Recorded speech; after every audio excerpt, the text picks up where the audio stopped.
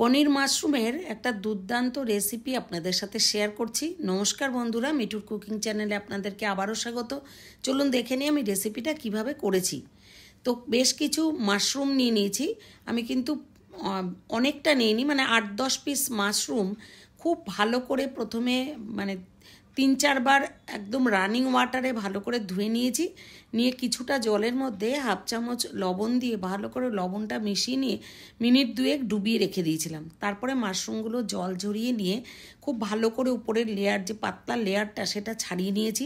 চাইলে আপনারা না ছাড়িয়েও কেটে নিতে পারেন, তবে ধোয়াটা কিন্তু খুব ভালো করে করতে হবে, নাহলে খেতে অতটা ভালো লাগবে না, বিশেষ করে হাইজেনিকও হবে না। এবারে মাশরুমগুলোর উপর থেকে লেয়ারটাকে ছাড়িয়ে নিয়ে এরকম পিস পিস করে আমি কেটে নিয়েছি। খুব বেশি মোটা মোটা করে কাটিনি, আবার একদম যে পাতলা করে কেটেছি তাও না। ঠিক এইভাবে করে মাশরুমগুলো কেটে নিয়েছি। আপনারা কে কে মাশরুম খেতে ভালোবাসেন অবশ্যই জানাবেন। আর যদি ভেবে থাকেন মাশরুমটা আমি কিভাবে করব, তাহলে এইভাবেও একবার করে খেয়ে দেখতে পারেন, দুর্দান্ত লাগবে। তো মাশরুমটা কাটার পর পনির নিয়ে নিয়েছি আমি। 600 থেকে 700 মতন ছিল, ঠিক 1 কেজির বেশি পনির আনা ছিল। আরও একটা আইটেম রান্না করেছিলাম পনির দিয়ে, তো যেটুকু ছিল সেটা দিয়েই আমি আবার পনিরটাকে রান্না করলাম। ঠিক এইভাবে একটু মোটা মোটা করে কিন্তু পনিরটা কেটেছি। চাইলে আপনারা আরেকটু ছোট করেও কাটতে পারেন, কাটার মধ্যে কোনো এরকম নেই যে এইভাবেই কাটতে হবে।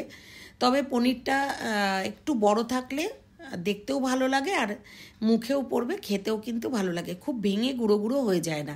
তো এই জন্য একটু বড় বড় করে আমি কেটেছি। তো দেখুন আমি কত বড় বড় করে কেটেছি পনিরগুলো। পুরো পনিরটাকে ভালো করে কেটে নিয়েছি। আর পনির কিন্তু যদি কেটে লবণ জলে ডুবিয়ে রাখেন তাহলেও ভালো হয়। তো আমি কিছুই লবণ জলেও ডোবাইনি, আমি জাস্ট পিস করে কেটে রেখে দিয়েছি। এরপরে কিছু সবজি নিলাম, বেল পেপার নিয়েছি, ক্যাপসিকাম, টমেটো, রসুন, কাঁচা লঙ্কা, যেরকম ঝাল খাবেন ঠিক তেমনই নেবেন, পেঁয়াজ আর 1 ইঞ্চি মতন আদা। তো বেল পেপার না থাকলে স্কিপ করতে পারেন। আর নিয়েছি 8-10টা মতো কাজু বাদাম, আর 2 টিস্পুন আর কি চারমগজ, একটু জলে ভিজিয়ে রেখে দিয়েছি। এরপর আমি 3টে যে পেঁয়াজ নিয়েছি, ছোট সাইজ আর মিডিয়াম সাইজের পেঁয়াজটাকে ঠিক এরকমভাবে, যেরকম চিলি চিকেনের পেঁয়াজ কাটে ঠিক এইভাবে কিউব করে কেটে নিয়ে পাট পাট ছাড়িয়ে রেখে দিয়েছি সাইডে। তো ঠিক এইভাবেই ক্যাপসিকাম, বেল পেপারগুলোও কেটে নিয়েছি একটু বড় বড় সাইজ করে। তো পুরোটা দিইনি আমি, একটা বড় বেল পেপারের একটা পার্ট কেটে কিন্তু দিয়েছি। তো অল্প অল্প করে এই কারণেই দিয়েছি, খুব বেশি দিলে এদের এই বেল পেপার বা ক্যাপসিকামের পার্টটা অনেকটা বেশি হয়ে যাবে, এই কারণেই আমি অতটা বেশি দেইনি। দেখুন এইভাবে পার্ট পার্ট করে সবটা। আর বিশেষ করে বেল পেপার আর ক্যাপসিকাম দেওয়াতে কী হয়েছে, কালারফুলও হয়েছে, এগুলো যেমন খেতেও ভালো, আর সবুজ, হলুদ, লাল এগুলো একসাথে দিলে দেখতেও কিন্তু খুব বেশি ভালো লাগে। তো এই কারণেই আমি এগুলো দিয়েছি। এবারে যে বড় সাইজের পেঁয়াজটা ছিল সেটা 2 পার্টে হাফ হাফ করে আর কি একদম ঝিরিঝিরি করে কুচি করে নিয়েছি। টমেটোটা দানা ছাড়িয়ে কুচি করে কেটে নিয়েছি। চাইলে আপনারা বড় পিস করে কাটতে পারেন, কারণ আমি তো ওটা মিক্সিতে দিয়েছিলাম, তো কুচি করেই কেটে নিয়েছি। এইবার কিছুটা পেঁয়াজ কুচি রেখে দিয়েছি, আর কিছুটা পেঁয়াজ কুচি মিক্সির বলে দিয়ে দেবো। আর টমেটোটাও দেবো, এর মধ্যে দেবো রসুন, কাঁচা লঙ্কা, যেরকম ঝাল খেতে পছন্দ করেন সেইভাবেই দেবেন, খুব বেশি ঝাল কিন্তু দিলে ভালো লাগবে না। আর দিয়ে দিয়েছি আদাটা, 1 ইঞ্চি আদাটাকে আমি গ্রেট করে দিয়েছি। চাইলে আপনারা ছোট ছোট পিস করেও দিতে পারেন মিক্সিতে, মিক্স হওয়া নিয়েই কথা। তো যেহেতু আমি গ্রেট করে দিয়েছি, সেহেতু একদম পুরো আদাটা কিন্তু কোথাও একটু দলা পেকে থাকবে না, একদম মিক্সড হয়ে গেছে। তো একটা বাটির মধ্যে রেখে দিয়ে ওই মিক্সির বোলটার মধ্যেই আমি চারমগজ আর কাজু বাদামটা একটু জল দিয়ে ভালো করে ঘুরিয়ে ঘুরিয়ে পেস্ট করে নামিয়ে রেখে দিলাম। এরপর চলে যাব আমি সরাসরি, কড়াইটা গ্যাসে বসিয়ে দিয়েছি। যখনই গরম হয়ে যাবে 2 চামচ মতন, 2 টেবিল স্পুন মতন আমি তেল দিয়ে দিয়েছি, সর্ষের তেল। এর মধ্যে অল্প করে একটু লবণ দিয়ে পনিরগুলোকে জাস্ট একটু হালকা করে ভেজে নিয়েছি। খুব বেশি পনির ভাজা করলে কিন্তু পনিরগুলো একটু সিটে হয়ে যায়, তো এই কারণে খুব বেশি ভাজা করিনি, জাস্ট একটু নাড়াচাড়া করে নিয়ে যখন হালকা লাল লাল হয়েছে তখন কিন্তু তুলে নিয়েছি। তো এবারে এইভাবে সমস্ত পনিরগুলো ভেজে নিয়ে ওই তেলের মধ্যে, আর কিন্তু আমি তেল অ্যাড করিনি, আমি সব সময়ের জন্য হেলদি এবং টেস্টির দিকে নজর দিয়েই রান্নাগুলো করে থাকি। ওই জন্য ওই তেলের মধ্যেই বেল পেপার, ক্যাপসিকাম, পেঁয়াজ, যে বড় করে কেটে রাখা পেঁয়াজ সেগুলো দিয়ে দিলাম। দিয়ে বেশ কিছুক্ষণ নাড়াচাড়া করে জাস্ট একটু নরম হলেই এগুলো তুলে আবার রেখে দেব। ওই তেলের মধ্যেই দিয়ে দেব গোটা গরম মশলা, দারচিনি, লবঙ্গ, 2-3টে লবঙ্গ, 2টো এলাচ ফাটিয়ে দিয়ে দিয়েছি, একটা তেজপাতা দিয়ে দেব, একটা শুকনো লঙ্কা আর ছোটো চামচের 1/2 চামচ মতন দিয়ে দিয়েছি সাজিরে। এবার কুচিয়ে রাখা পেঁয়াজগুলোও দিয়ে দিলাম। দিয়ে একটু ভাজা ভাজা করে নেব, খুব বেশি লাল করে যে ভাজতে হবে তা না, একটু ভাজা ভাজা করে মাশরুমগুলো দিয়ে দেবো। সবসময় দেখবেন মাশরুম যখনই ভাজা ভাজা করবেন তখন কিন্তু একটু জল বার হবে, কারণ এটা ময়েশ্চারটা ছেড়ে দেয়। তখনই দিয়ে দেবো বেটে রাখা পেঁয়াজ, আদা, রসুন। পেঁয়াজ, আদা, রসুন দিয়ে কষতে থাকলেই বেশ অনেকটা কিন্তু জল বেরিয়ে যাবে। এরপরে এর মধ্যে দিয়ে দেবো ছোটো চামচের 1 চামচ ধনে গুঁড়ো আর স্বাদ মতো লবণ।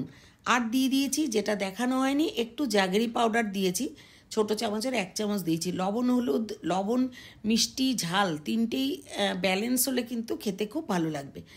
ছোটো চামচের 1 চামচ দিয়ে দিয়েছি লাল লঙ্কার গুঁড়ো, মানে কালার হওয়ার জন্য।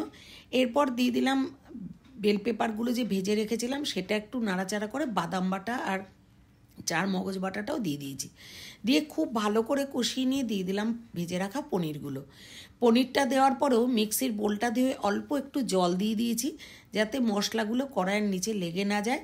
আর ভালো করে এরপরে হাই ফ্লেম করে নিয়ে খুব ভালো করে কষিয়ে নিয়ে গরম জল দিয়ে দিতে হবে, ঠিক যতটা ঝোল রাখবেন।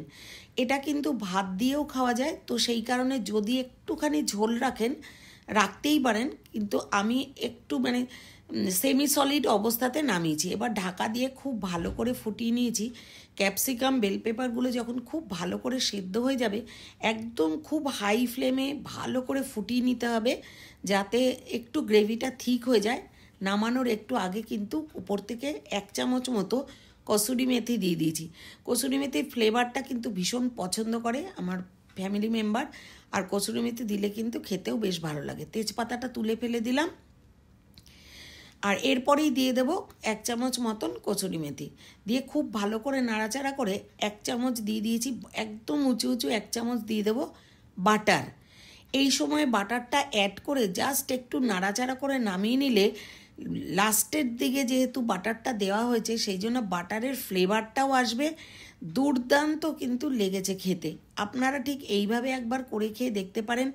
এমন না যে সমস্ত কিছু দিতেই হবে, মানে যেমন পনির দিয়েছি তার সাথে মাশরুম দিয়েছি, তো খেতে ভালো হয়েছে ভীষণ। আপনারা চাইলে দুটোই মিক্স করে একবার করে খেয়ে দেখতে পারেন। এবার একটা সার্ভিং বলে শিফট করে দিলাম।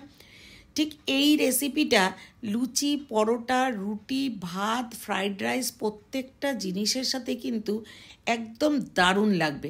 তো আমার চ্যানেলটা যারা সাবস্ক্রাইব করেছেন তাদেরকে অনেক অনেক ধন্যবাদ। যারা এখনও সাবস্ক্রাইব করেনি, সাবস্ক্রাইব করে আমার পাশে থাকবেন। বেল আইকনটা প্রেস করতে ভুলবেন না, যাতে পরবর্তী ভিডিওর নোটিফিকেশানটা আপনাদের কাছে যায় এবং আপনারা ভিডিওটা দেখতে পারেন। আর ভিডিও যদি ভালো লেগে থাকে অবশ্যই লাইক করবেন, ভালো না লাগলে ডিসলাইক করতে পারেন। আর এইভাবে রান্না করে খেয়ে কমেন্ট করে একবার জানাতে ভুলবেন না। দেখুন, দেখতে যতটা সুন্দর হয়েছে খেতে কিন্তু তার থেকেও ভালো হয়েছে। আর এই ধরনের রান্না করে পরিবারের মেম্বারদের থেকে প্রশংসা পেতে কার না ভালো লাগে বলুন তো। তো আমার তো রান্না করে পরিবেশন করতে ভীষণ ভালো লেগেছে। আপনাদের দেখে কেমন লাগলো অবশ্যই কমেন্ট করে জানাবেন। আবারও বলি, পাশে থাকার জন্য অনেক অনেক ধন্যবাদ। আর একদম নতুন যারা রান্না করেন তারাও কিন্তু এই রান্নাটা খুব ভালোভাবে করতে পারবেন। থ্যাংক ইউ ভিডিওটা দেখার জন্য।